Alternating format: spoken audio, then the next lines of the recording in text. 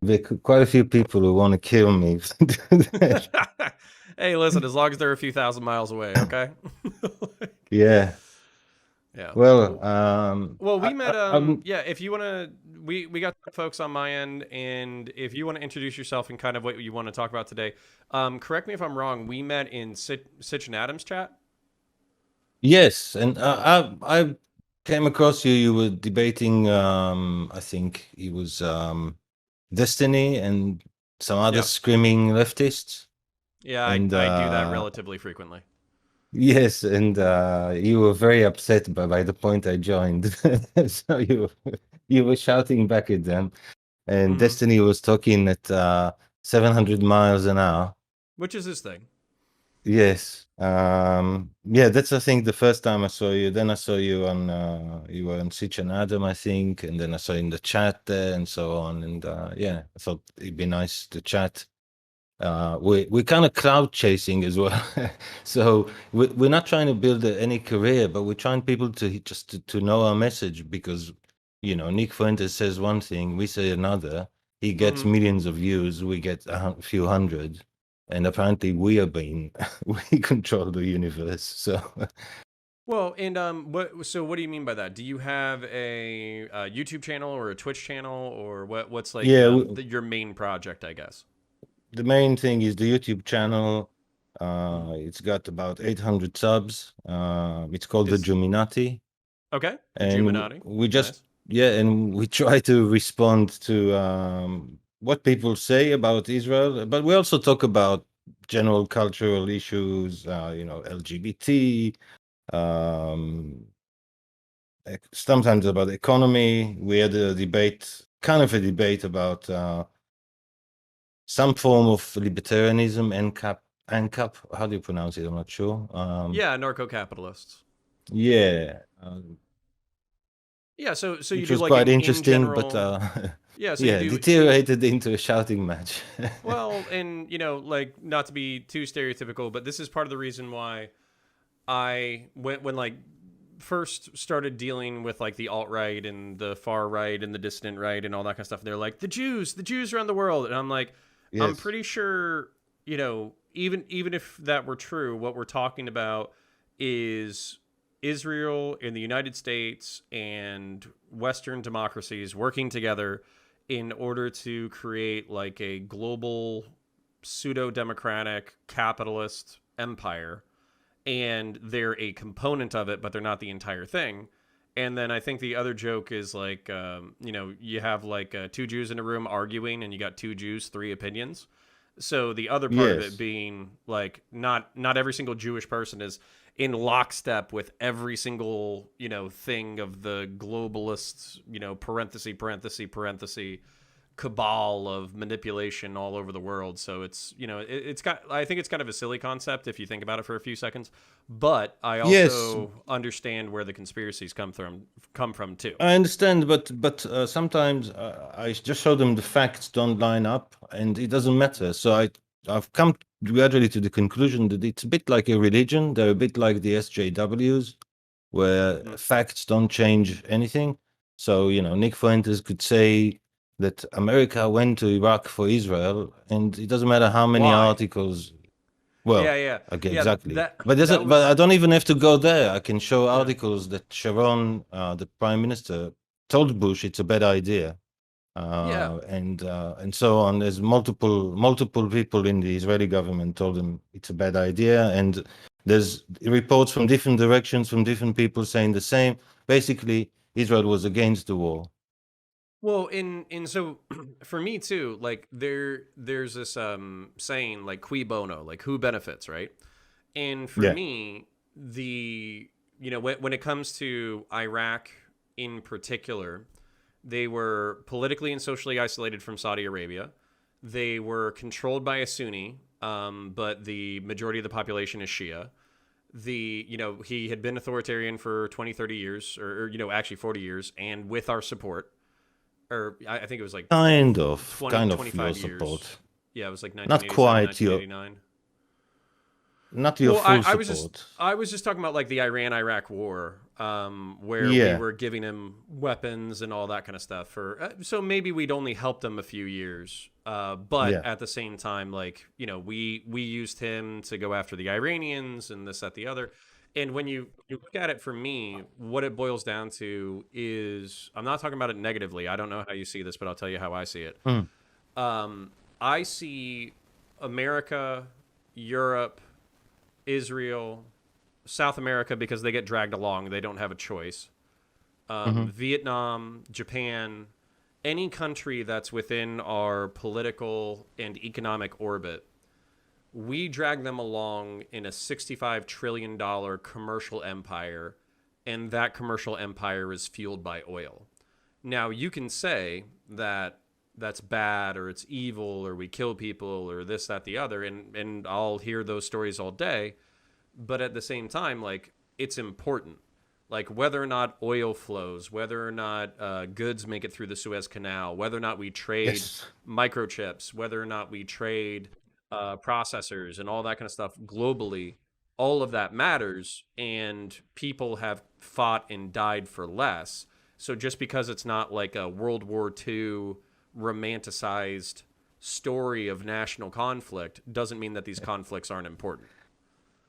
Yeah, I mean, a lot of these people live in a kind of a storybook world. They don't really have a grasp on the large world, on geopolitics. Uh, I find it worst with Americans, and I suppose it's because you're far away.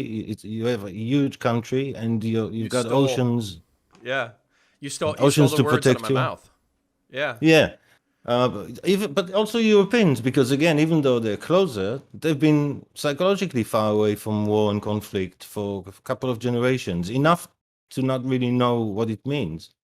Um, countries like Britain and Germany are now allies. It's a completely different situation. They travel from one place to another. They even marry, and so on. There's no issues.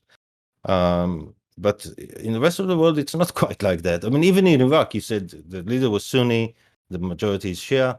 That's a small thing. There's multiple ethnicities there as well. There's yeah. multiple religions, not just Shia Kurds, and Sunni. Arabs, Yes, Iranians, you've Sufis, got Salafis. yes, and of course you have Christians as well, and so it's and you've got remnants of different groups that from antiquity, like um, Assyrians. I'm not sure if they stretch all the way to Iraq, but they're definitely in Syria. Yeah, You got Aramaic or Aramites or whatever they call themselves, and so on. You've got the Marsh Arabs in the southern Iraq, who are a different ethnic group, and then within those groups they break into tribes, and some of those tribes, even though they belong to the same ethnic group and they speak the same language, they hate each other, and they hate each other for 600 years, and you're not going to change it now. So well, and we tried, and then there was yes. some flirtations with a path forward, and then turns out that billions of dollars and buying the peace and all of that kind of stuff, a lot of this stuff was more symbolic than it was real, and as soon Mm, as we left, it all fell apart. But the yes. but what I would say, one of the most important things that you brought up that I kind of wish Americans would be a little bit more sympathetic to, I think it's actually pretty easy to dismiss violence or dismiss culture, or not culture, like war or conflict, if you're not close to it and if you have a low probability of experiencing the negative side effects of it. So, for instance, like everybody in America is like, oh, we love multiculturalism, we love diversity, we love multi ethnicities, we love all this kind of shit. And I'm Mm, like, the reason why we love, like, parts of our culture love multiculturalism is because we often bring in from immigrant communities the best and brightest from all over the world. Like that is, yes. we steal the world's smartest people and we bring them to our country. And Yes. then also, we don't, Canada is not invading the United States. Mexico is not invading the United States. All 50 of the United States are not going to war with each other. And there's no geopolitical threat in Central or South America. And our biggest threats don't stand a chance of physically taking over our territory. That's never going to happen. So the Mm. only anxiety that we can have geopolitically is our interest in terrorism. So, for instance, if Europe suffers a terrorist attack, or if Israel suffers a terrorist attack, or Japan suffers a terrorist attack, or we suffer a terrorist attack, we can kind of chalk it up to, oh, it's a few dozen people, it's a few hundred people, who cares? Or especially if it happens overseas, it's like it's in a world that doesn't even exist, and then or it's like a fantasy world. It's like the Lord of the Rings. It's like Yeah. it's Narnia, and so that's one way of conceptualizing it. And then the other one is we just don't have any geopolitical threats. So I think it's different when you're in a country that's the size of one of our small states, and all of your neighbors, at least within the past like 40 or 50 years, were like, we're gonna fucking kill all of you. Like, I think that's different. Yeah. Also, Israel is very narrow. It's about 30 miles at its widest. So Yeah, you could literally walk through it. An army could march through it. in a So you have day. to be yes. Yeah, yeah. Like So if they jogged lightly, they could make it across the country in a day. Yeah, or like maybe day and a half at the most. That's crazy. Yeah, like yeah, but it also marathon. forget about army. It means that even one infiltrator, once they go through the border, can reach a major city very, very quickly. Right. Because the border is near a major city all the time. Mm-hmm. The main airport is only I can't remember, something like 2 or 3 miles from the border. Uh, the Well, what the world criminally called the West Bank. It was known as Judea until 1948. yeah. So this actually brings up like a really interesting point, because we talked about like the sanitization or the different mentalities of like, well, if you lived in a country, so 30 miles to me, I just drove 30 miles to drop off a cabinet, and I didn't even reach the other side of my city. Like, my city stretched on for another half hour past Yeah. that. And then I drove back same day. So that's what we're talking about geographically. And that wasn't even a long trip. That was like 40-minute drive with traffic. Yeah, So I mean, I've been to America. I've traveled, from side to side in a plane, and that takes about 6 or 7 hours almost. Um, Israel, the plane doesn't even take off properly, and you've finished. well, yeah. So, So actually, so that's kind of my question though, because we obviously have this like sanitized perspective, but then I know there's a lot of conflicting, and we don't have to keep it on Israeli geopolitics the entire time. I find it interesting, and I like having an on the ground sure. perspective too. So there's obviously like a lot of contention when it comes to the settlements, and whether or not the settlements should continue, or whether or not we should freeze them, or whether or not we should even retreat from some of them. But then there's also even some talk. I think a year or two ago, there was even open talk of like some level of annexation as well, and kind of like a Yeah, one state solution. And so that annexation of a certain area, not the whole place. okay, not of the It's entirety called of the West the Bank. how is it called in English? I forget. The Jordan Valley. It's called in English. Okay. Well, and is that just because it's like disproportionately Jewish settlements compared to Palestinian inhabitants? It is, but it's also symbolic. It's also geopolitically, it kind of establishes our border with Jordan. And it's strategically, you cannot have it in someone else's hands. Right. So So, even if you wanted to make like some kind of geopolitical concessions militarily, it doesn't make sense, or security wise, it doesn't make sense. yeah, yeah. It's the Jordan River. If they cross that, they're in whoever comes. And threats like the Iranians coming through Syria or the Iraqis coming through Jordan. This is obviously with the benefit of distance, but how do you view like Iranian and Iraqi, and I think you guys have a relatively good relationship with Jordan, all things considered, but like Syrian, Yeah, I wouldn't call it good. We t- cannot have a good relationship. It's between tensely the elites. neutral. It's between the elites. The Hmm. elites have an agreement to cooperate because if they don't, America will be very angry, and also it will also be a pain for business. So they have an but agreement to keep things quiet. But the but the majority of the average Jordanian, Jordanian citizen is not a fan of Israel. They are full of hate towards Israel. Jordan is kind of Palestine, so the people that live in especially northern Jordan are kind of the same people that call themselves Palestinian. Jordan was part of the original territory that the Brits called Palestine, and then they cut off 80% of Palestine and they called it Jordan, and 20% of Israel of Palestine they called Israel, Mhm.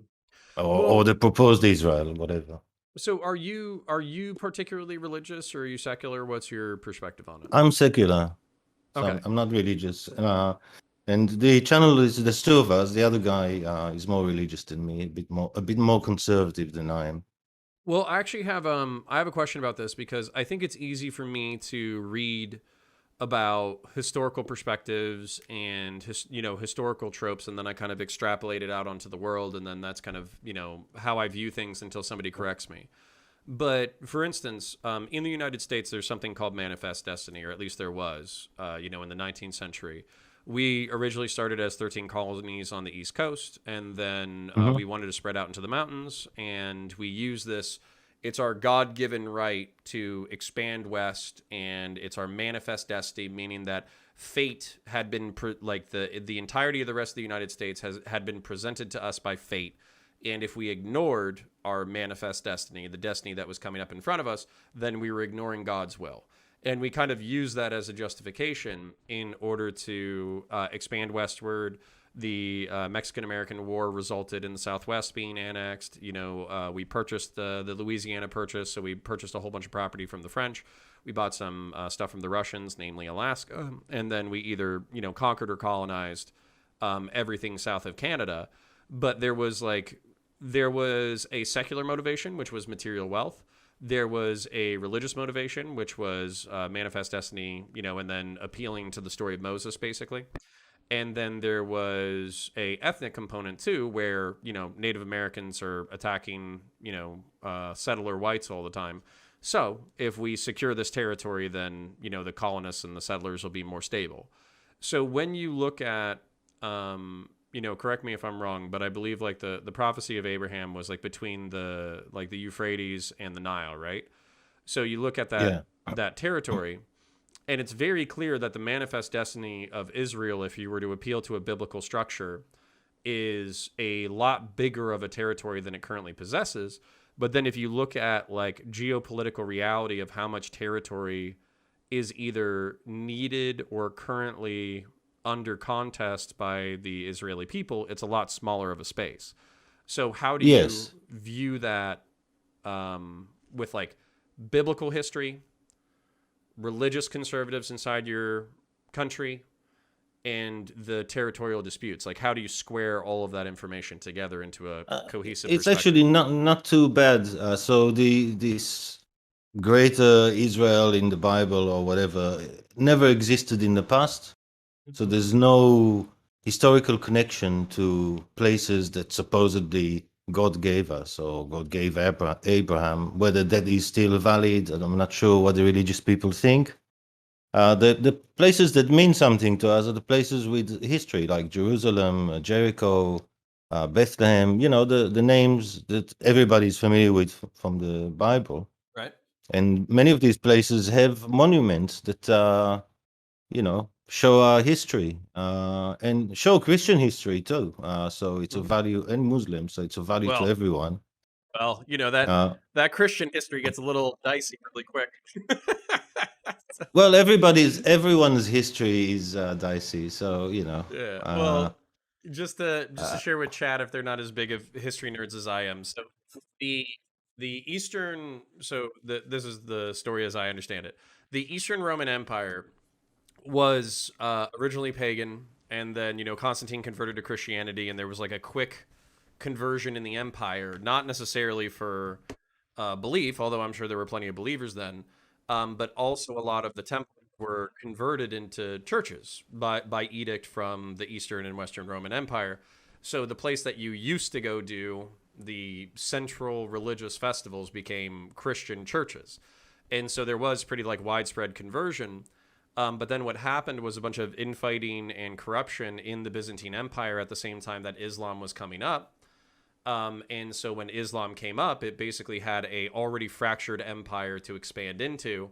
And as a result of it expanding into there, like almost all of what we would consider like Syria, Jordan, Israel, all that kind of stuff, all became relatively low Christian populations pretty quickly, with Egypt being a very strong holdout where like the Coptic Christians they're still there Yeah. today.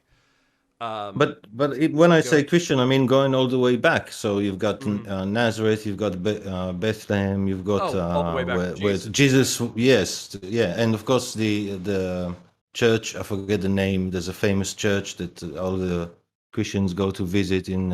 I think it's in Jerusalem or Bethlehem, uh, and so on. And there's the site where Jesus was crucified, apparently. So they go there as well. So there's all that as well as later history from the Crusades.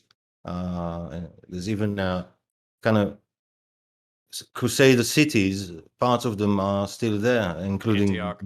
the castles and Yeah, and all sorts which of what a bits and pieces. It's what quite a cool. what a cool fucking place to be, by the way. Like because you see the ebbs and flows of like Abrahamic history, with Jewish folk obviously having almost all of their history within the region. Christians, like you said, going all the way back to Christ as a part of the New Testament. Almost all of those cities are there. And then after or during Byzantine collapse and then the Crusades, there was a whole bunch of like northern and central cities that were settled by Christians during the Crusades as kind of like fortress monastery support structures for pilgrims to make their pilgrimage to the Holy Land. And so if you look at like interesting things talking about, we started the conversation with like conspiracy theories. One of the conspiracy theories that I like is actually the that I think it's the Knights Templar. And the Knights Templar were originally like an entire organization dedicated to safeguarding the pilgrimage or pilgrims during their travels to the Holy Land. And of course, they were like a warrior caste. But what they also did is they took property in Europe. They created a note for the value of the property. They handed it to the person so they could travel to the Holy Land and exchange the note for an equitable sum of money, of course, minus a fee. And that Mm. banking during the crusading or during the Crusade states or Crusader times made them a rival to the Vatican in Italy, which people believe is part of the reason why they were excommunicated and hunted to the ends of the earth, was because they were a financial competitor to Rome. And so, I love stuff like that. Well, I think it's so interesting. yeah, I mean, just I want to still answer your first question, but Mm. I mean, if you go through all the various cultures and empires that conquered the land we call today Israel, Mm-hmm. and left remnants that archaeologists dig up. I mean, it goes back to Phoenicians, Egyptians, Hittites, Assyrians, Babylonians, uh, Aramites, Greeks, Persians, Mongolians, So, Romans. yeah, as a secular person, I have a question for you. So, were the Jewish people uniquely well positioned as a culture to kind of like be the leaders of the Abrahamic faith, which is now includes Islam? So you're talking about like 4 out of 7 billion people on the planet are Yeah, we don't either know what's happened. We have we don't well, know. We just yeah. it was a So little tribal religion, and well, so what I'm kind of asking or what I'm pointing at, I think you just answered my question is like I don't want to say it was a mistake, but do you think it's like a mistake of history that you're like, oh, Israel, the crossroads of humanity, right in the center of all major powers and where they go to war. Let's settle yes, here.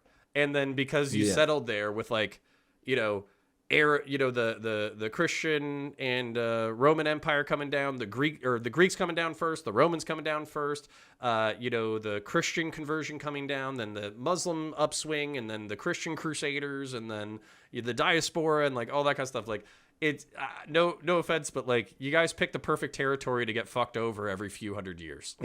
I think it, yes, but it was also a place where everybody went through, and maybe that explains the richness of the culture at the time. Yeah.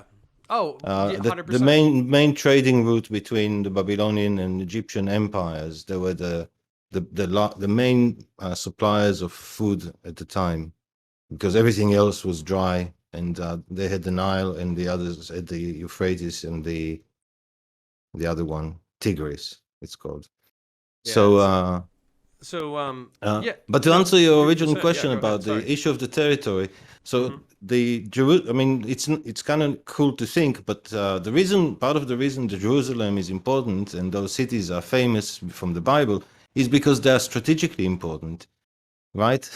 They weren't idiots. They settled in places that were strategically good. So Jerusalem has its own water supply on top of a mountain, which is unusual, and uh, and it's very hard to reach because it's on top of a mountain and you can see to the distance and protect yourself a lot better. So even today, it's the same. Jerusalem is important religiously, but it's all the religious people don't care about strategy at all. They just want to be able to access the religious site. The rest of the public is more concerned with the strategic importance of those mountains. If you sit on top of those mountains, there's no way we can operate an airport unless you allow us to. Right. And unless you allow it to, if Or I, even a motorway that runs through the country. Our main, mm, from north to south, you just sit on the mountain and the hills and just shoot at us with very cheap um, equipment. You don't need anything fancy, that so you was can one just of carry it on your shoulder and position yourself and shoot. that was actually one of the more terrifying things from the collapse of Iraq, and also I believe some of the weapons that we supplied to like the Libyan rebels.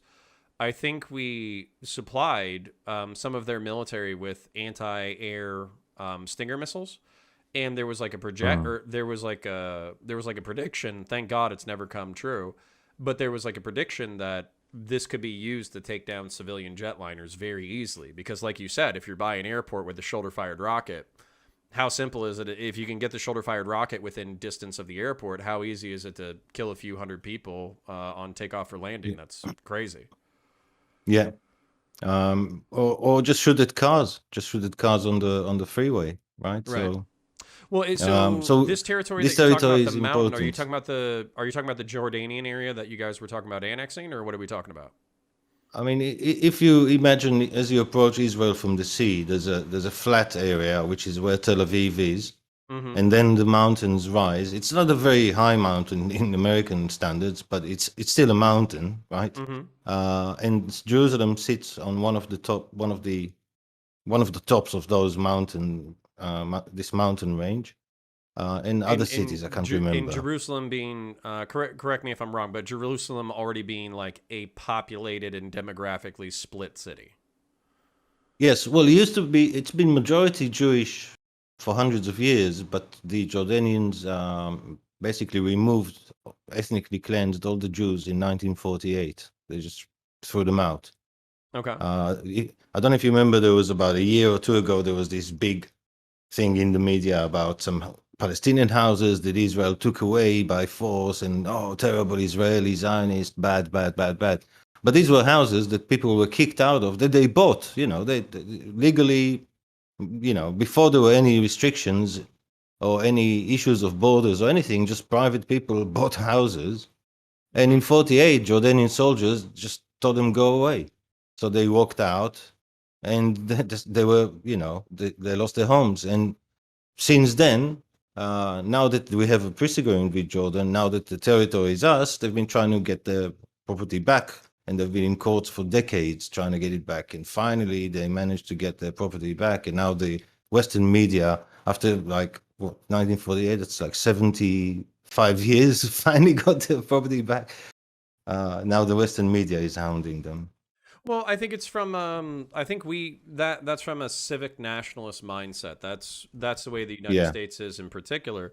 We're like it or not, we're many peoples in a couple languages. So we have West Africans who are slaves. We have West Africans who immigrated recently. We have Caribbean Black and Caribbean Hispanic folk. We have Hispanic folk from Central and South America. We have English, German, Irish descended people. So for us, if we were to divide, we probably did divide up along our ethnic tribal lines and killed the shit out of each other a few hundred years ago. Mm. But for that doesn't work in the United States, because if you try to treat any of your neighbors like an enemy, everyone's your enemy. So we can't treat anybody that way. Although you see like racial tension in our media and racial tension in our country all the time. Of course, but yes, But it's it's a but it's very not like important point. genocidal, at least not nowadays. I mean, obviously you can talk to some black community activists who do believe it's genocidal, but I don't think it's not on the scale Well, of like it's just Nazi Germany or some shit. a different setup. So in America, the idea of being American is to erase your ethnicity effectively. But for the rest of the world, the idea of a nation is to strengthen your ethnicity. So the whole American mission and the way Americans view the world and try to fix it up, like they tried in Iraq and Libya and everywhere else, they do not understand, because for people to lose this ethnic component is to lose their soul, is to lose everything that keeps them strong. Where for Americans, it's actually important part of being strong. You will divide along ethnic lines if you don't lose your ethnicity. So I was actually gonna say this is really this is like a funny irony, because I think, especially when it comes to the immigration crisis of the tens, that was a major complaint from the ethno nationalists in Europe, because the ethno nationalists in Europe are saying no, like Germany, France, Italy, Greece, Poland, all these places mm, are uh, like ethno linguistic pseudo like pseudo unified entities that have a common history yes, that stretches back hundreds if not thousands of years, mostly and yes, yeah. and bringing hundreds of thousands or millions of people and trying to incorporate them into our social fabric. One, it's going to be difficult, and two, it's artificial and we don't like it. And of course they were all told to shut up, and basically said that this was a moral emergency that demands everybody to sacrifice. Okay, whatever. And then a lot of those people made that sacrifice, but then the complaint was often pointing at Israel when you're talking about the ethno nationalists, because they were basically saying, well, look at Israel. They have a strong birth rate, they have a strong ethnic identity, they have a strong language, they have a strong this, they have strong borders, they have this, they have that. And I Yeah, think so it does actually Vietnam, became so does Korea, so does right, most right, right. countries. Yeah. But I think that part of the reason why, because of like the historical Jewish diaspora, because of Jews being all over the world and oftentimes having to climb up in certain parts of society, they became a very easy scapegoat. Because you could say, oh, ethno nationalism for thee, but not for me. And then you could appeal to hypocrisy along those lines. Well, American has its own type of nationalism, but it can't be based on the fact that I don't know what you are, your ancestry, but say A you're Celt. Irish and your neighbor is German, then you Yeah. now have to fight because you're from different ancestry. Yeah. America is not going to work, right? I It's am too mixed up. contractually, yeah, I'm contractually obligated to fight English people. Like if I bump into an English person, I just have to start fist fighting them in the street. So So it's different, and now what's happening is that there's a push on the whole world to be like America, yeah. and there's crazy numbers of immigrants in Europe, which we watch in amazement. We don't understand why they're doing it, um, Well, because and we don't know how they're going to survive this. We okay. don't So understand. my question for that is, do you so oftentimes Americans will blame Jewish Americans or Jewish Europeans for being the advocates for racial justice and multiculturalism and multi ethnicity.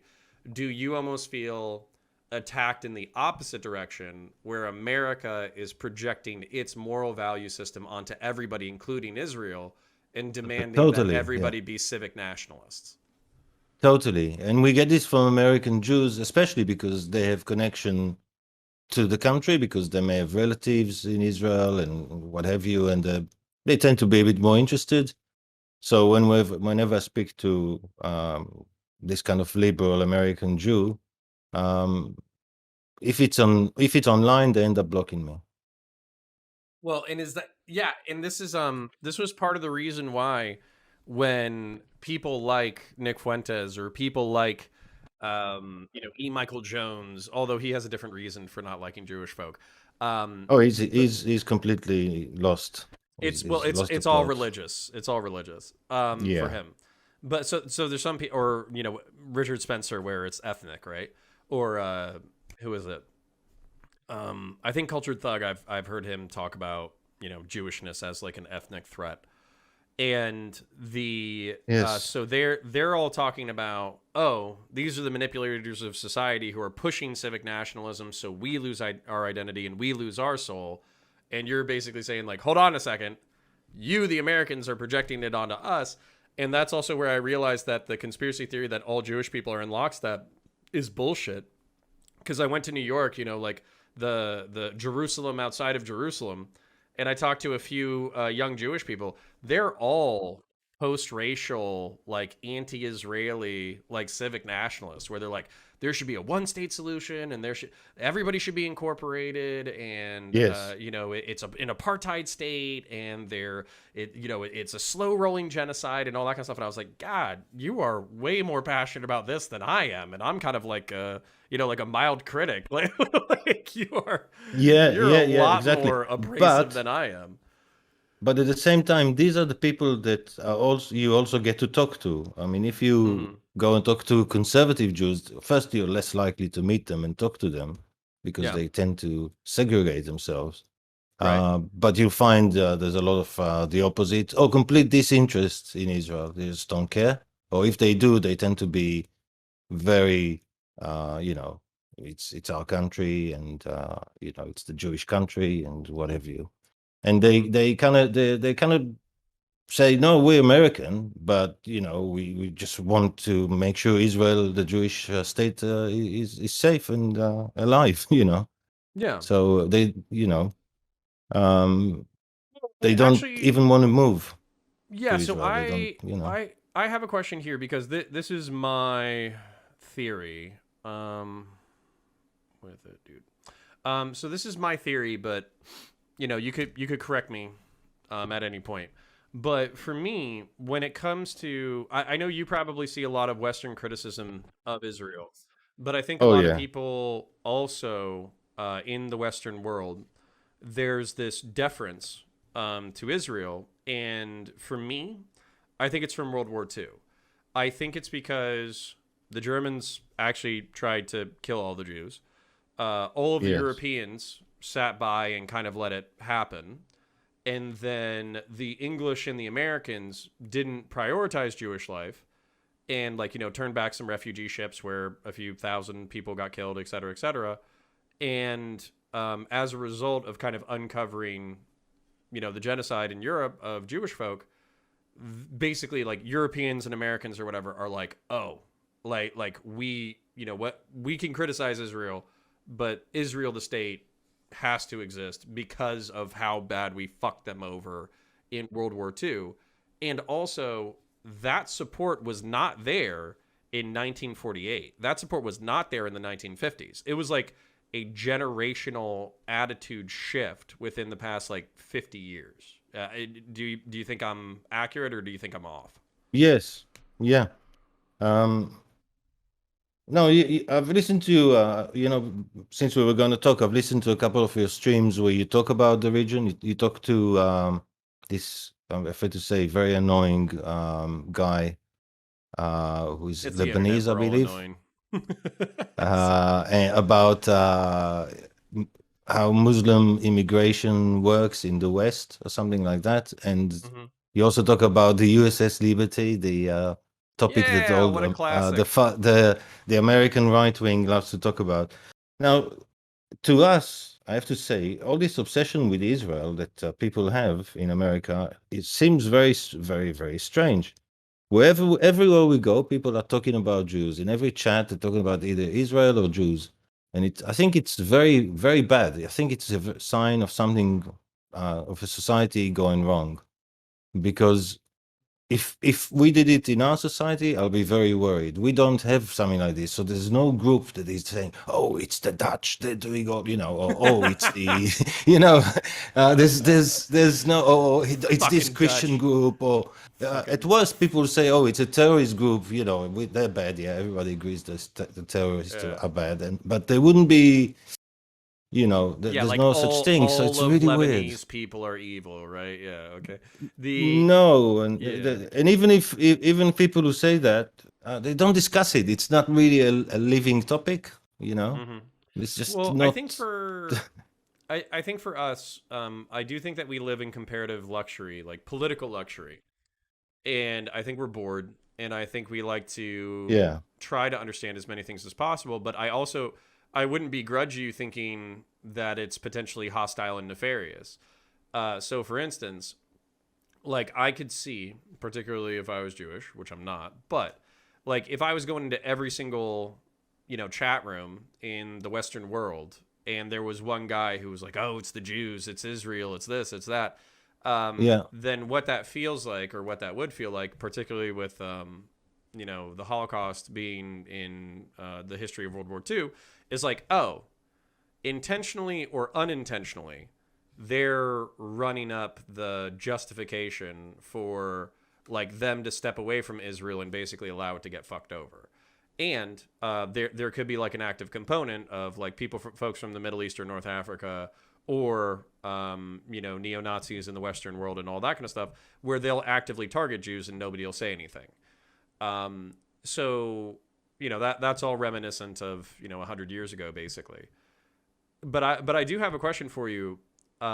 Particularly when it comes to the United States, it feels like we're for the Western democracies, for the Western mixed economy capitalist world, we feel like the guarantors of safety. Like we're the people who will fight the war, we'll maintain global stability, we'll do this, we'll do that, like all that kind of stuff.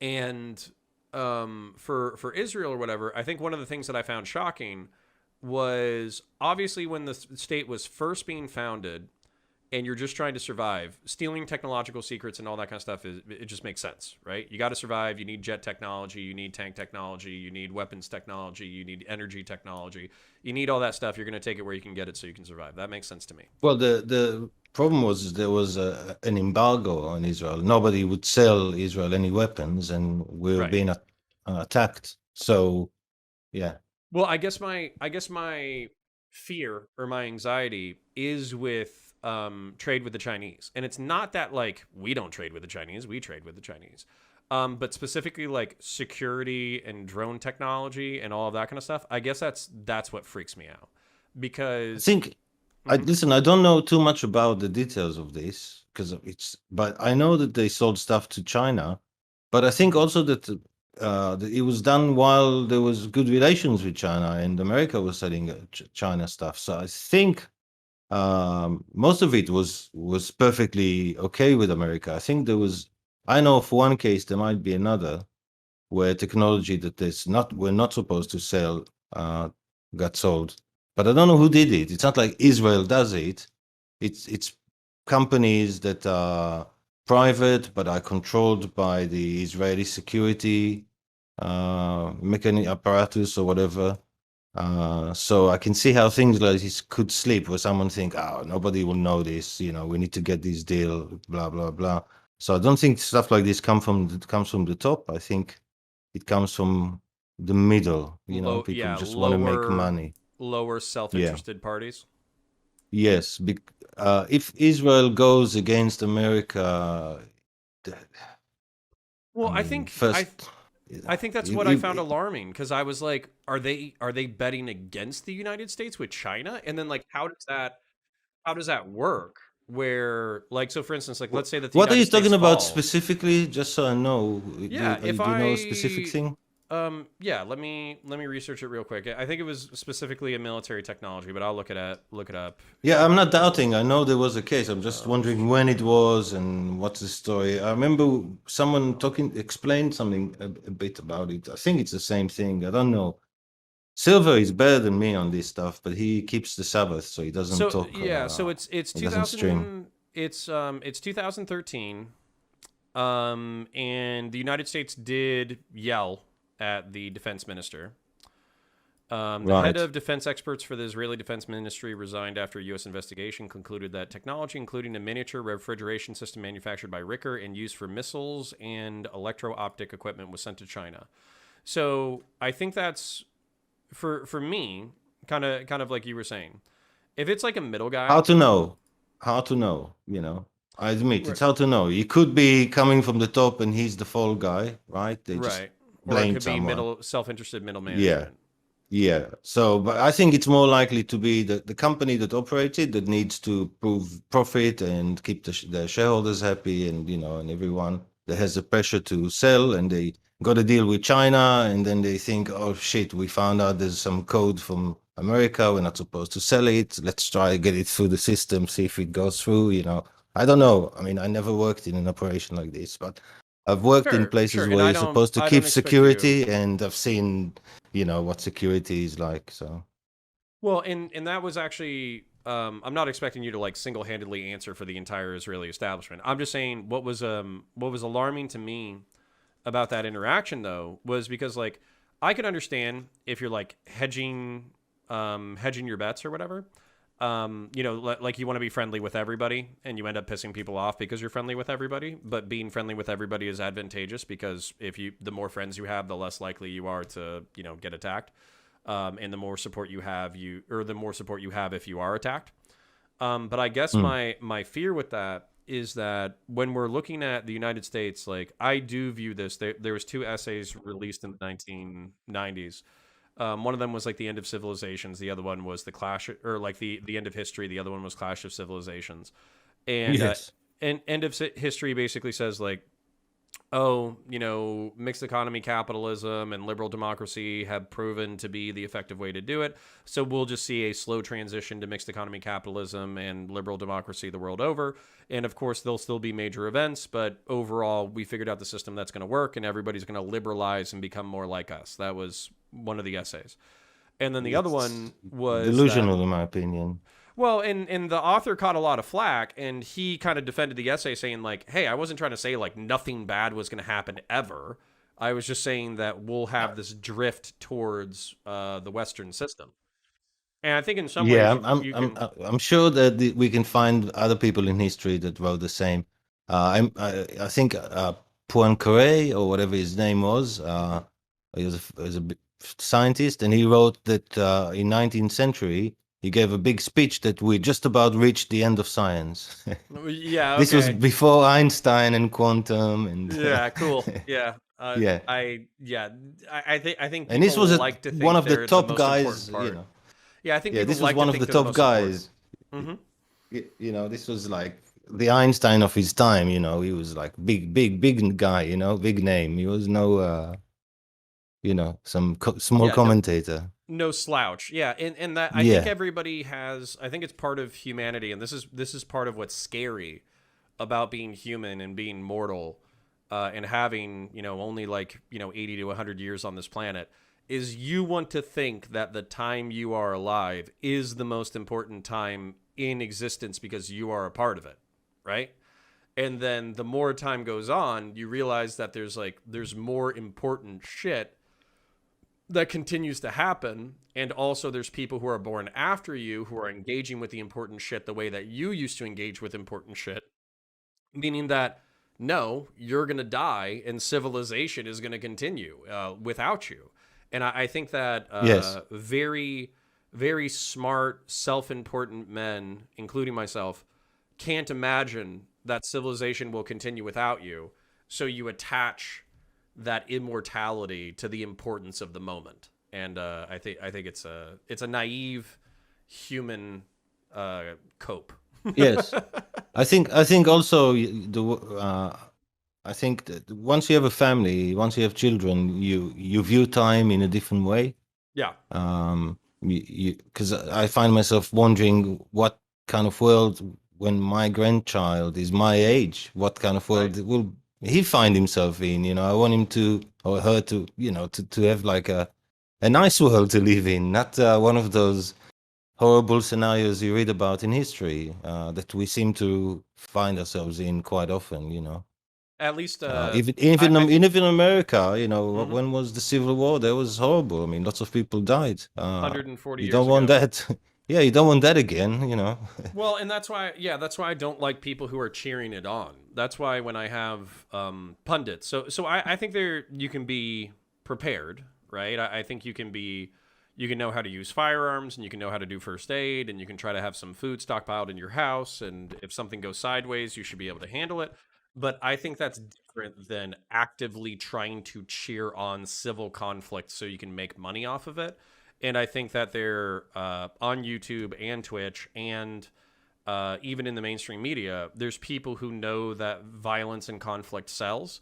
And so they're actively cheering on conflict because they know that it'll get them money and attention. And I think that's horrifying. And yeah, they're fucking assholes. But Well, like I said at the mhm. beginning, I don't know if we were already live or not, but some of the theories that people like Fuentes or Keith Woods or now the academic Keith agent Woods, too, another one of and my favorites. I'm happy you yeah, know of him. yeah. I try to keep An up eye to out. date with all the He's madness. too Yeah. he's too fucking So smart for his own good. Like he's like this fucking philosopher savant yes, of the but ethno nationalists. But then he obviously has like a certain level of autism, so he just fucking boop, he just goes out on a limb pretty quick. they just read too many books and don't talk to normal people. They're a bit like academics, detached from reality. But the thing is, some of their theories and the stories that they build up are quite difficult to dismantle. Mm-hmm. But some of the stuff is just facts that you could go and check and find out that they're wrong, that they got things wrong. And for me, if someone is building stories and every now and then I find that he's wrong about stuff, I don't take them seriously anymore. If this Yeah, guy can't check the facts, I try to check my facts. I Like, you asked me about this China thing. I don't know. I'm not going to blag and start coming up with nonsense.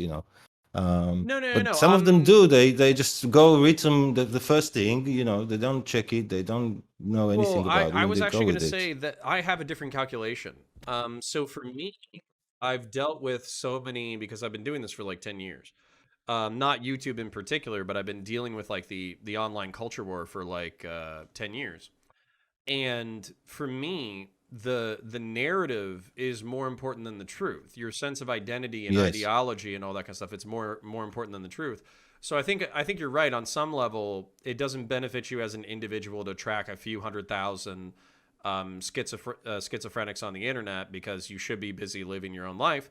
On the other hand, I think it's okay to keep some level of tabs on what a few 100,000 schizophrenics are doing online because it starts to bleed into like other more mainstream things. And so what I would say is, with the Trump presidency in particular, but also with Marjorie Taylor Greene and Lauren Boebert and Ted Cruz and the new Supreme Court. And like I'm not trying to say these people are evil or whatever, but I am trying to say that basically people are being attracted to Christian nationalism and basically having your faith as the forefront of your identity, using politics in order to implement your religious view onto other people, and not really caring about the secular roots of the Enlightenment or the vision of the forefathers or anything like that. Just here's my worldview. I'm going to force you to live with it, and fuck you if you don't like it. That is a powerful contingent of the American right, and always has been. But now they're pretty vocal and unafraid. Well, I mean, there's nothing from my point of view. There's nothing wrong with a Christian country. I mean, Jews lived in Christian countries and were more safe than they are today in New York.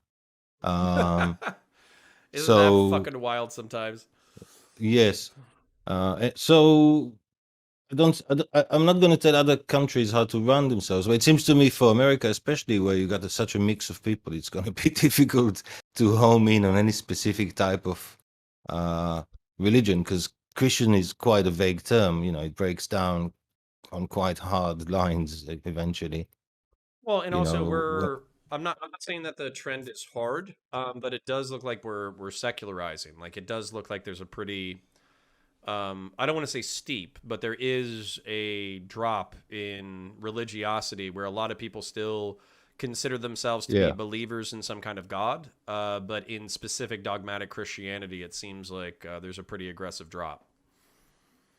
Yes, I don't know where that goes. I mean, but I don't have a problem. I mean, with people wanting a Christian society.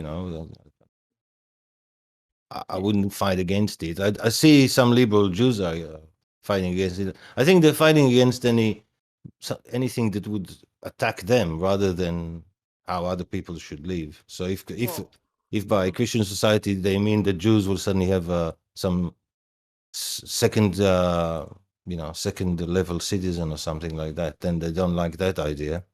Yeah, and I think this is actually a interesting point that liberal or progressive Jews who are attacking Christian nationalism and conservatism in the country might be doing so out of a survival instinct.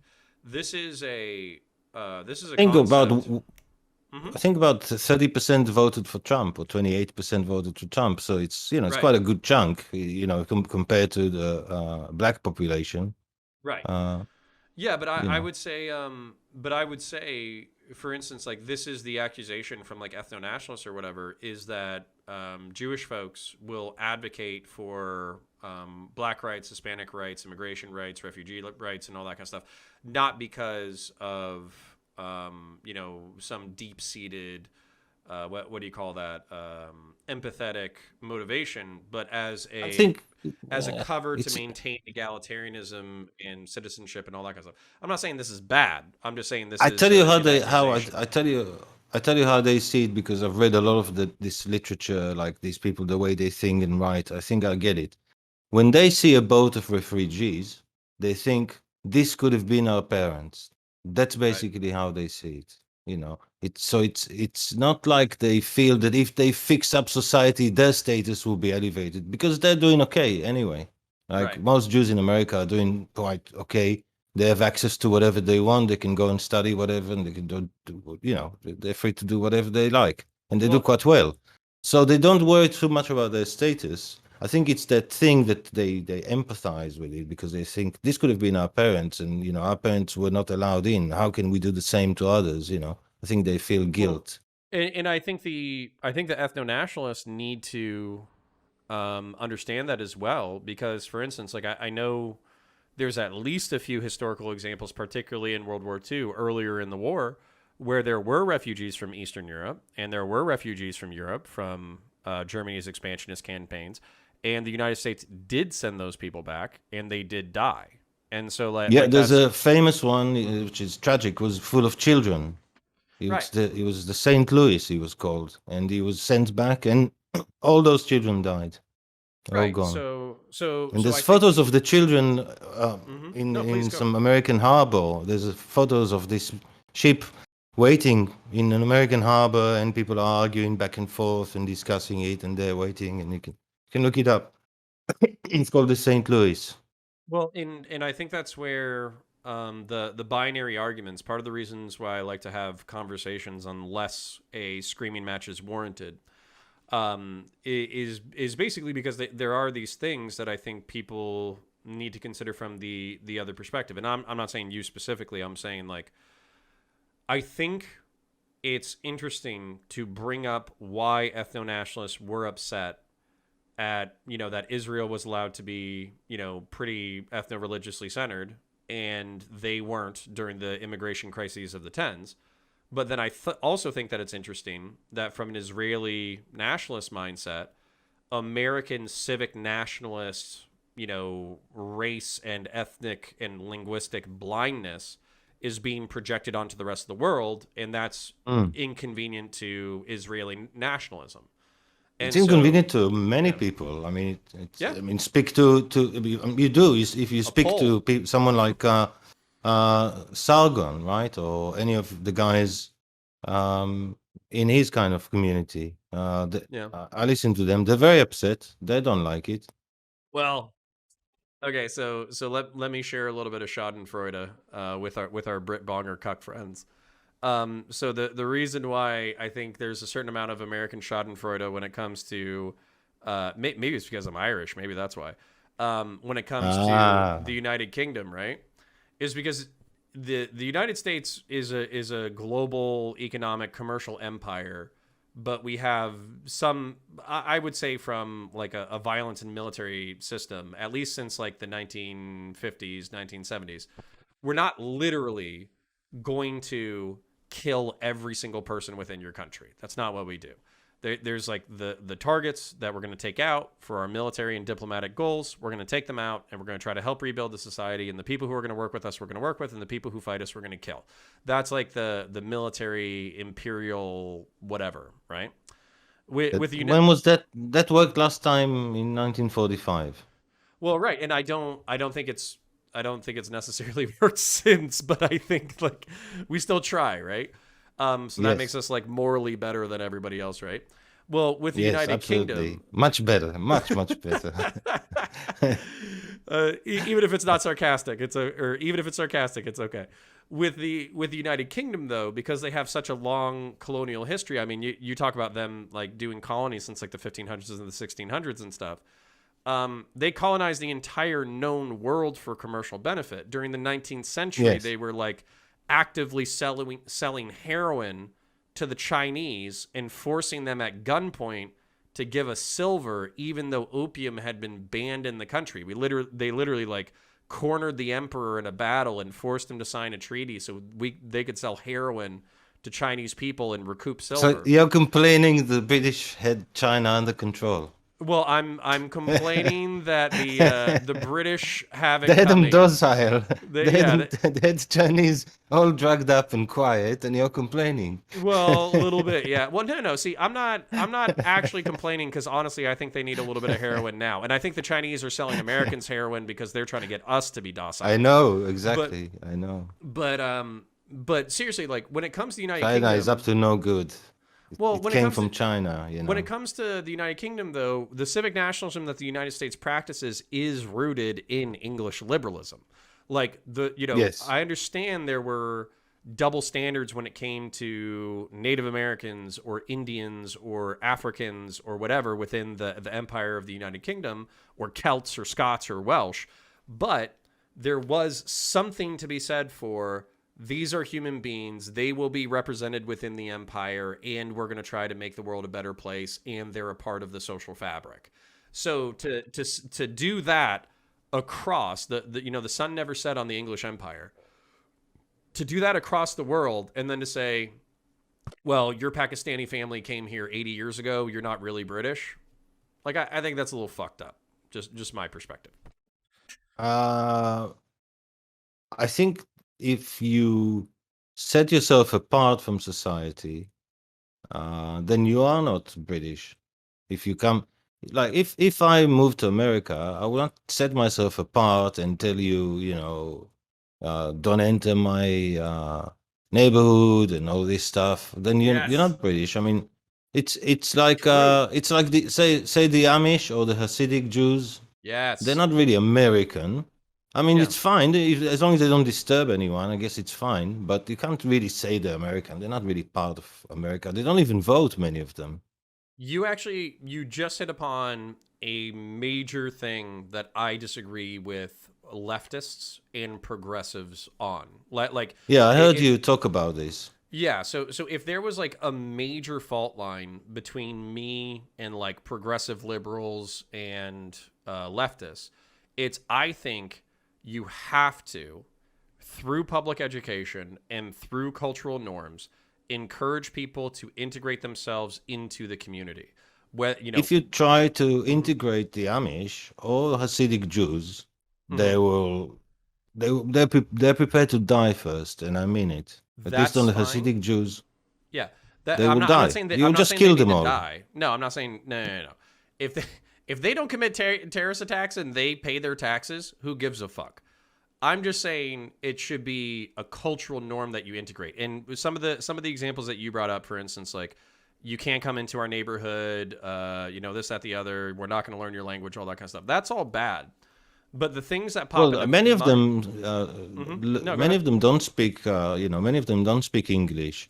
I mean, I don't know the Hasidic Jews in America. I know the British ones do speak English, but many of the Muslims in England don't speak. I have a lot of connections in England, and I traveled there and so on. So I know I work a lot with a London office, so I know a bit. And yeah, many of the Muslims do not integrate, especially the women. They don't even bother to learn English. Well, so what I was going to say though is, all right, that's a fucking problem. And if they're going to school in the United Kingdom, they should be forced to, like, the kids should be forced to learn English. You're in the United Kingdom, right? Then when it comes to the United States, same thing. Like if you're in the continental United States and you're going to a public school and you're not going to a private Hasidic school or something like that, or homeschooled, you're learning English. And then should learn like the civic basis of the country, liberalism, civic nationalism, how to vote, how to pay your taxes, all that kind of shit, why we believe what we believe, all that kind of stuff. And for me, this is like fundamental to whether or not you have a nation. This is fundamental to whether or not you have a country. Whereas a lot of liberals, because they don't want to seem bigoted, or a lot of progressives, because they don't want to seem bigoted, or a lot of leftists, because they don't give a fuck about nationalism, they'll say, no, you don't need a coherent central narrative to bring together a community. And I think that's fucking delusional. Of course, yeah, totally. You need to share a moral framework. I mean, you can see it with research that people like Jonathan Haidt did. I don't know if you're familiar. Mm-hmm. Uh, Adam from Sitch and Adam is a massive fan. I think Sitch too of Mm-hmm. his analysis, and you can see that there are more frameworks that guide us, and those more frameworks are kind of working in interaction with our culture. So the morality that you develop in a place like America is very different to the morality you would develop if you were part of a small tribe in the desert in Libya, Right. because a Uh, small tribe in the desert in Libya has to be very, very aggressive, or everybody will die. yeah, and it has to be sufficient and reliant on each other and all that kind of stuff. I actually read this in. They will even attack you for what will be to you for no reason, just on the off chance that you could be a threat, because they cannot afford even a small threat because they're too small to defend themselves. So Well, they'll attack anyone. They'll be very, very aggressive. well, in people. So this was about I think it was about Egyptian. It was either Saudi. I think it was Saudi culture actually. So this was written in the 70s, so I don't know if it's still accurate. But basically, in the 1970s, allegedly, so we have the Boy Scouts in the United States. It's like a male organization that teaches you how to camp and how Yeah, to we have the build similar fires. things. Yeah. Yeah, and build fires and shoot guns and shoot bows and arrows and to hunt and to fish and all that kind of stuff. And it's kind of like a rites of passage thing, but it's Hmm. also a learning hardship for soft city boys. That's like part of the appeal of the scouts. And Yes. so apparently in Saudi Arabia, I believe in the 1970s, this was a thing where they would actually send their kids out to like Bedouin camps where the kids, like the teenagers, would have to integrate into like a Bedouin tribe for a few months. And the reason why they did that, even though it was like very extreme circumstances, low food, not a lot of water, all that kind of stuff, is because they would learn the morality of the Bedouin tribe, which was like, if I ask you to do something, you have to do it, because if you don't do it, we're all gonna fucking die. And if you don't do it, I'm gonna kick your fucking ass. And so it was kind of viewed similarly with the Boy Scouts to like hardened, soft city people who had lost their way. There's also the rule of five, which still exists in some of these places, which means that if, let's say, you hurt someone or you stole someone or stole something or killed someone, but we don't know who did it or we can't find you, you know. So what we'll do is we'll count 5 generations from you up, and anyone that is included in this tree uh, from those 5 generations is a target. So if we can't get you, we'll kill some distant cousin. That's good enough. And that's how it works, because the collective is much more important than the individualist, which is what America and in many ways Israel is all about. Uh, Well, sacrificing one person or the other, it's all the same. It's just part of the collective. and this was actually part of the problem with the Shia and Sunni sectarian splits in Iraq. Was we were asking the Shia and the Sunni who were recently deposed from government. We were asking the Shia to trust the new government and trust the new courts in order to prosecute criminals. We were asking the Sunni, who had previously been in positions of power, to trust the new power system that they weren't excluded from, but they were no longer in positions of unquestionable authority. And we were both asking them to accept the new government created by the United States. It means nothing. Yeah, one, nobody accepted that. And then two, they didn't even wait to see whether or not they got justice through the new system. They just said, fuck it, we'll go kill them. And so you had like all these, and it was exploited by jihadists. Literally, who was it? It was the soldiers. All Americans needed to do is listen to someone like Kedar, or even your own Bernard. I think his name was Bernard Lewis. They forgot all about him. All they have to do is just listen to people who actually know. This is all dreams. But it's They don't want to face reality. Well, Listen, yeah, but that's... he explains it. He says, "Look, they look down on democracy. They say to you this." And he said he had conversations with his tribal chiefs, and they say this to you: your leaders get in for 4 years. They can do whatever they like. They cause damage. Then they leave. They become millionaires. They charge lots of money, and nobody cares what they do. They have no responsibility. Our leader, if he makes a mistake, we kill him. And if we can't kill him, we'll kill it. Yeah, you know, that's how it works. And he wants his children to inherit his his position. No. Oh, so this is how it works. You're making, and he says you're making the monarchist argument that we've actually been hearing from like Aiden Paladin but this is, and who, I know, but this is not artificial. I want to rant for a second. So Aiden, I think I've heard it from either Sargon or somebody around Sargon. I forget who.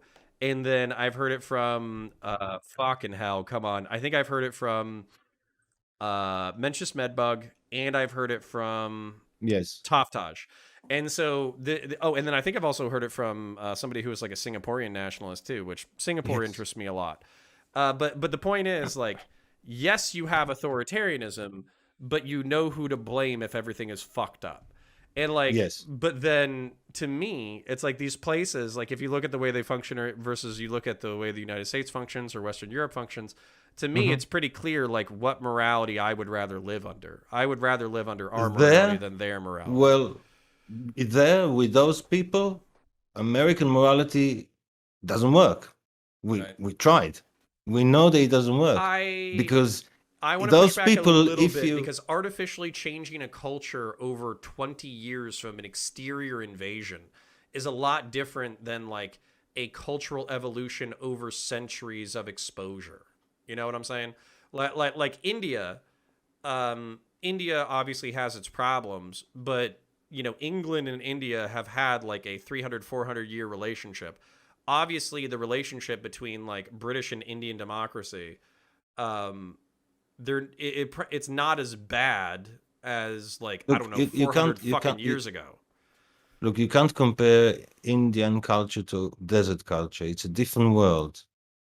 I'm not comparing specific cultures. I'm comparing whether or not through exposure, cultures can kind of find value in each other's moral system and adopt components. I'm not saying you're going to make Saudi Arabia obviously. I mean, Saudi Arabia is actually modernizing. They are looking at the West, but what's been happening recently is they're looking at the West and saying, "Oh no, this goes horribly wrong."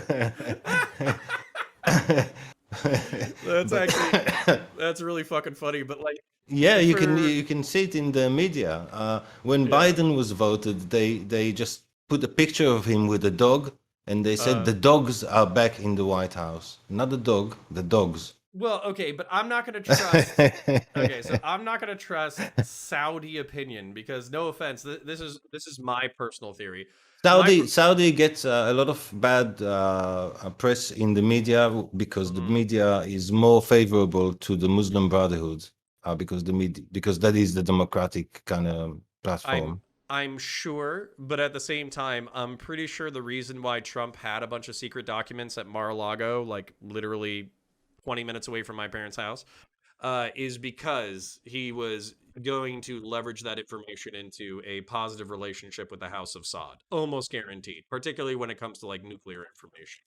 So I don't know about all that's this this stuff, is but speculation on my end, but sure. I Okay. instinctively it feels correct on my end. So because Saudi, mhm. I'm not, Sorry, go I ahead. don't know a lot about Saudi, but I know that they are reforming fast. For example, if you went to Jeddah today, you'll Hmm. be amazed at how Western it's become, and how Is that cosmopolitan it's sustainable though? become. Is that sustainable? It, in there, yes, absolutely, yeah, yeah. The It's just as it's happened in places like New York, when it did, my it just gradually places. I mean, I saw Destiny Nick Fuentes, and then he was showing him this street we're in was totally English, and now it's all Cubans. right, but my not my concern, but my instinct is that the reason why there's cosmopolitan reforms within the House of Saud is because they were pissing off the Americans with doing the, supporting Salafism and Qutbism and all that kind of shit, which was all like the multi-millionaire pet projects of hyper-religious Saudi royalty. So that they were off in their own things, building mosques Yeah. and spreading hardcore shit, and the United States was like, "Yo, guys, like you're making the transition to jihadism like super easy. Knock that shit off." So now they're reversing into a different direction, but I don't know uh, how sustainable that is culturally for me, Islam is a double edged sword. You can say Islam is like it's very simple. It's believe in there's no God but God and Muhammad is his messenger, and we're going to ban infanticide and we're going to ban incest and we're going to try to create justice in the world, and the world will know peace when the people of the book are no longer fighting, and Jews and Christians are our brothers because they're both Abrahamic. And yeah, sure, Hindus are a bunch of filthy fucking pagans and atheists are fucking evil, but God knows the souls of every man, and He's inscribed their fate, before they were born. So I will, basically Look, share my I faith want with I them. want to say What? something. I want to Well, say one second, because something. this is just a Okay. demonstration, and then I'll say the Okay. other one, and I'll try to be quick. Um, and then I'll just let God sort it out. That's one version of Islam. The other version of Islam is we're the motherfuckers who ran everything. We're the people who are supposed to be in charge. There's other people who are people of the book, but they're not as important, and they have a false relationship with God. And basically, the world won't know peace until Islam conquers the world. So those two perspectives are both tenable within Islam, but I see more of the latter than the former when it comes to like the aggressive, hyper religious conservative groups. And I'll leave it there. Okay. I mean, one of the big problems in the Muslim world is what do they call them? Honor killing, Mm-hmm. where if your daughter was seen with the wrong guy at the wrong time in the wrong space, you have to kill her. Right. She's bringing dishonor to the family, and she has to be killed. This is happening all over the Muslim world. This is forbidden in Islam. Absolutely forbidden. This is murder. This is like the worst thing you could do, okay? In Islam. Right. Yet people are doing it all the time. Why do you think that is? Probably In like in regional culture that because tribal culture is really what's happening. right. This is one thing the West refuses to understand. They keep talking about Islam and Shia and Sunni, and they think they understand this place. It's Mhm. tribal. The fact that the Muslim is just one part. It's like saying, "Oh, America and Mexico are Christian. Oh, the Christians." It's come But on. I It's very say that. different. But I say that. I say we're both like literally. I'm not kidding. Like I get No, it's but supposed to but be a broad brush and it doesn't keep all of the factors and the socioeconomics it's and the really geography and the commercial interests and all that kind of stuff. I get that. it's But it's when I it's not even see countries. You don't see. It's tribal. It's very but tribal. They follow the tribal rules more than they follow the but Islamic rules. So when an you Islamic rule says do not kill and the tribal rule says kill, kill wins. The right. tribal rule wins. And it's Right. important to But understand.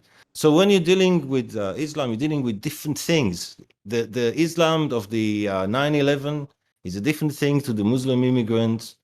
okay, To yeah, the but to, you can't tell me that Wahhabism, Qutbism, and like Salafism like aren't like close in perspective in conservative outlook, and also Qutbism the in whole particular being like like very hostile to anybody outside of the Islam faith. Islam is reformed tribal religion. That's what Mm-hmm. it is. Muhammad was a reformer. He took the Well, I local agree with that. customs of Arabia and he brought Jewish ideas, Christian ideas, possibly some from other religions.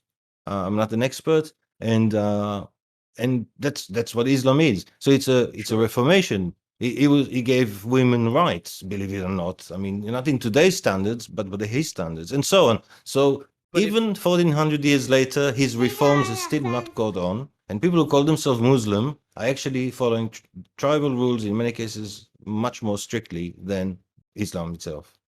yeah, so the Dashing Rogue, I'll answer you in a second. So okay, I get what you're saying, but part of my appeal to Nick Fuentes, right, because he wants to create a Christian American nationalist empire or whatever, but he's very hostile to Central and South American immigrants. Is when I'm talking to him, I say, you guys are both Christian. You're Catholic. You're social conservative. What's the Yeah. fucking problem, right? And the Mm. problem is race. That's the problem. They're too brown. They're Yeah. indigenous. They're indigenous Mexican swarthy, barbarians compared to Nick Fuentes's Castizo, only slightly mixed, majority white, fucking whatever, right? So when he's just racism has like unless you really want to translate some Old Testament fucking shit where it says like and God put the nations of the earth together in their distinctive groups with their distinctive languages or some shit. It's some like Old Testament passage. Unless you want to say like that's God's will for eternity that people stay within their respective races, which are inferring a lot of bullshit into that passage. There's no Christian basis for racism except for maybe that one passage. So for me, the reason why I'm appealing to these broad moral philosophies or these broad religious tenets or whatever is because I do think that these are the things that people could unify around. So if we came up with a narrative about, Jews and Muslims and Christians all being people of the book and, turn your other cheek and all these like moral things that are basically about like pacifism and trying to be a good person, I think you could have peace between these folks, whether you're talking about like in Israel, Palestine, or whether or not you're talking about the United States of America, or whether or not you're talking about Europe. But I am concerned because that only works when everybody subscribes to the broader structure. And if you have people in the Yeah. substructure who don't subscribe to it, you're fucked. Okay. So Muslims who keep the religion and the tribal culture cannot adopt yours because they're in conflict. Sure. Hasidic Jews, Amish, they cannot adopt your culture is so out of whack with theirs that they have to isolate themselves into closed communities. Next question comes is what are the ideals of these communities? So Hasidic Jews don't want to take over. They don't want to do. They want to just keep to themselves. Amish are the same, but Islam is different. It's actually a world religion. Its goal is to take over. Now, when you take all these tribal people out of their countries and you bring them to a place like England or France, the only thing they can unite over. Shall I wait? I don't know if you can hear. The only thing they can unite over is Islam. So what you've done is you've taken them out of their tribes, you brought them over to somewhere else. Now Islam is the one thing they can unite over, and that becomes very, very strong. They build a community around it. They isolate themselves. They become hostile to the nation they're in because that goes against their moral understanding of how the world should be. Yeah. And you got But I yourself a also think that problem. this is I think this We is know how 20% of our population is Muslim, and they're very secular, most of them. Well, I don't know about most, but many of them are very secular. The fact that secular doesn't make any difference. Um, okay. No, and I mean, I find that interesting. I would, so liberalism, right? I would. Sargon called himself a classical liberal like 5 years ago or whatever. I'm still Yes. in that relative position. My only problem with liberalism is that I think it's spineless. I don't think it knows how to define it or how to defend itself. That's my main problem with Well, then, liberalism. then, then we got a problem Well, we because do. people will attack. People will attack you, especially people who don't believe in liberalism and think it's soft. They think, "Oh, what is Sure. this sludgy thing? Let's poke it and see if we can get something out of it." Yeah, but you know what you do when somebody like pokes it in the wrong way. So, for instance, if you poke it in the wrong way by talking shit about it, I don't care. If you commit a terrorist attack, I think we can have every right in the world to hunt you down and kill you. Like Yes, but you know so, what the trick is? The trick is to divide the nation, to cause so much. Uh, Bezmenov, if you, I'm sure you've seen the yeah. Bezmenov videos. Yeah, to cause degeneracy, to cause the whole society. What do you call it? I forget his exact I don't know words. his exact phrase, but for me, I Eh, think he gives the Soviets too much credit. So I also think he no, gives the leftists too much credit. did you? No, I don't think so. Did you know about Pachepa? No, tell me about it. So Pachepa was the head of the Romanian intelligence at the Uh same huh. time under Ceausescu, the Romanian dictator. They were part of the Soviet bloc, and the Romanian I think they were called Securitat or something like that. They were like the KGB or the CIA equivalent, Mm-hmm. and they were actually implementing all this stuff. Pachepa, because of his location, was responsible for destroying whatever he could from the Roman Catholic Church, smear the Vatican, smear the Pope, caused problems in the Middle East. They started the PLO. They wrote the PLO manifesto. They actually invented the Palestinian national identity, more or less. The one that we're familiar with today. If you look in, if you do a search for when the word Palestinians first appears, it'd be interesting. We find some interesting stuff. Well, this Um, is okay. they So, also did this all mhm. over Africa and, of course, in Vietnam, which where famously America got involved. Also Korea, which is, uh, and so on.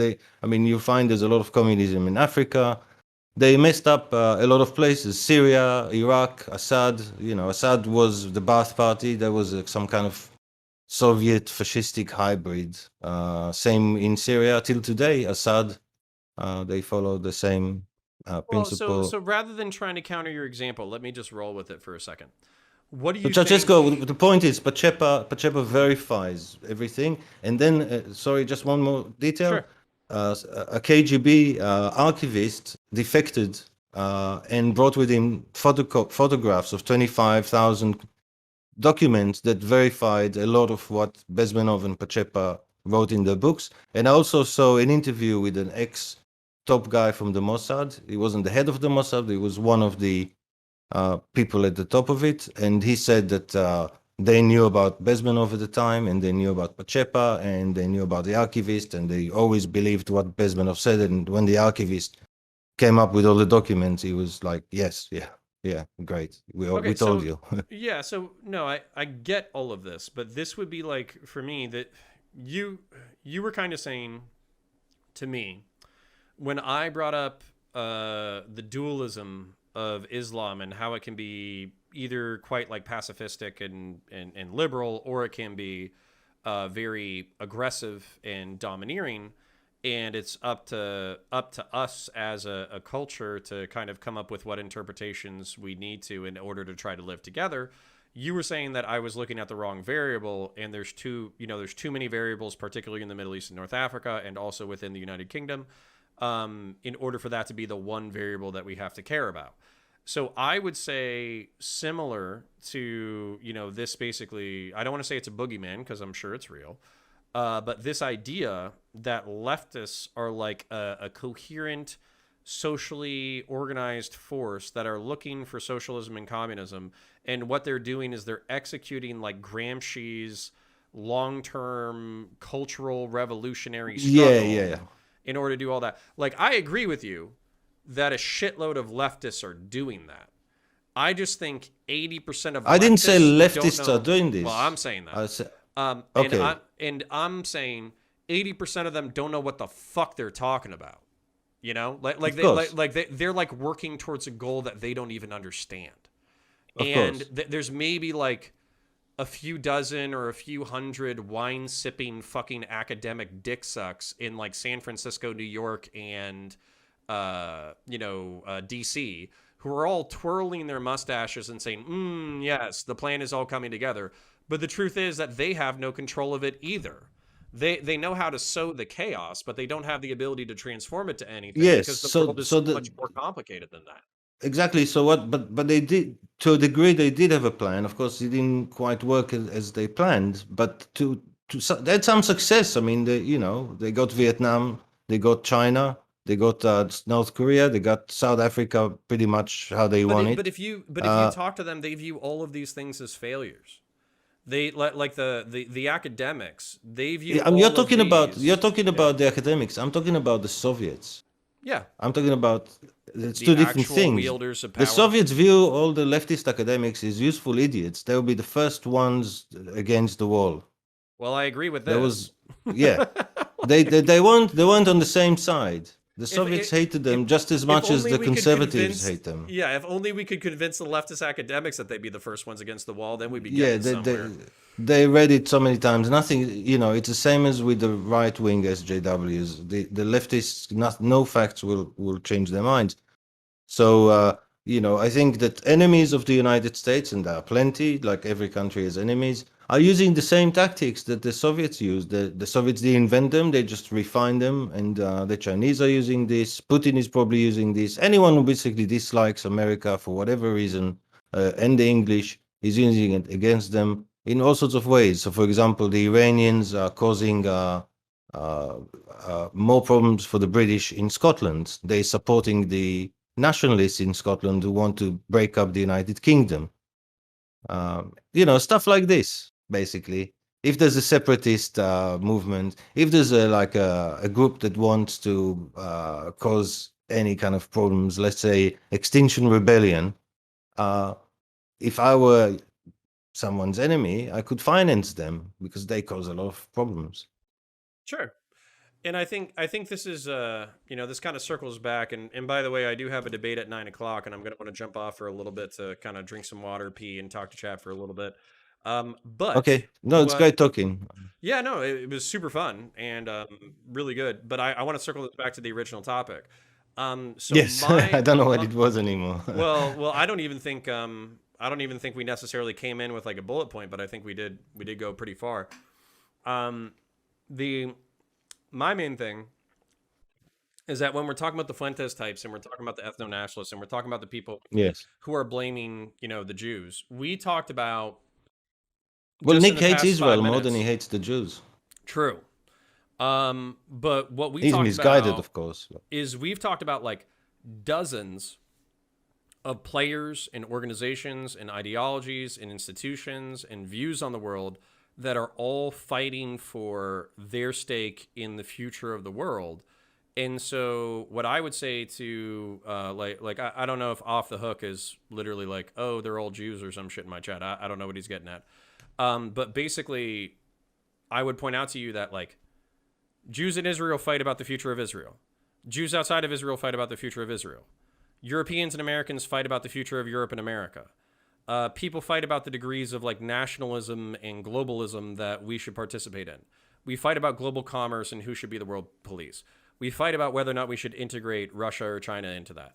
And there's probably dozens or hundreds, maybe thousands of millionaires and billionaires who are all pushing, and also working class folk too, who are all pushing towards their pet project. So don't assign a conspiratorial level of power to any one group. Yeah. when it's No, probably there's different hundreds people of doing groups. different things. The reason something happens is because different people did different things, and then that came to be. Then it all crashed Um, together in an explosion. yeah, and sometimes and some of these people have more power than others, but sometimes a small player can completely change the way things play. Just like 9/11 was a game changer, and a few suicide bombers in Israel changed Israeli politics for Right. decades. Yeah. You know, Well, I am about to pee my pants, and I need to answer your chat's same questions before I here. roll into the other. But please, it was super fun. Shout yourself out, shout out your channel, all that kind of stuff. We'll post this Yeah, Off to the our Hook has second a lot to channel, but it say was to fun. me. Yeah. uh, yeah, Off the Hook, Mossad knew about. Yeah, thanks again, Oh, guys. Yeah, yeah. off the hook. He's We not a we are fan. to blame for that as well. Yeah, Off the Hook. Come to the Jewminatti. You know that an Israeli is the only person that tried to stop 9/11, while Americans sat scared in their seats, and Israeli rose up and tried to actually stop something from happening. But Based. nobody helped him. Of course, based Based is Israeli. Israeli. Yeah, but we get blamed for it. Yeah, that's cool. Thank you, Off the Hook. Thank you. Uh, You come off to the the hook. Chill the fuck out. Jewminatti. The Jewminatti is our channel. Subscribe. Yeah, try to stop it. Thank us, Off the Hook. Say thank you, Israel. Thank you. Thank you. Yeah, All right, guys. yeah, yeah. And then Say thank you, Off the Hook, before you talk to me next time. all right. So I do have to yeah, I'm going to go hit the head. I'm going to go All to right. the be Thanks for right back. talking. No, it was my pleasure, and let's do it again sometime. Yeah, I mean, I'd love to talk to you. We don't have as many subs. If you want to come join us, it'd be great. But we only have like 800 subs. Yeah, I'm So not I love good conversation with smart people that can be contentious at times, but actually involves real information flowing back and forth versus like, oh, you're stupid. No, you're stupid. No, you're stupid. Like that shit fucking exhausts me. So yeah. Somebody wants a yes, link to your channel. I'll look them up real quick. The Jewminatti. I'm gonna try to spell it. And you said yes, YouTube. yes, All right. on YouTube. I'm assuming Yeah, you're the only Jewminatti channel. We'll find out in a second. it's the Jewminati is all one word. Yeah, good job using Epstein.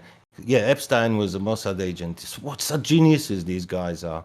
Yeah, the Well, Mossad, the most secretive organization in the world, will get a suspicious looking island with strange people all flying in and out of it. It's just how'd you so stupid. spell When Jewminatti? a Mossad agent could be living next door to you off the hook and you'll never know.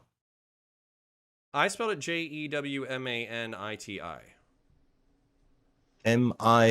Mina, like the Illuminati, but the Jewminati.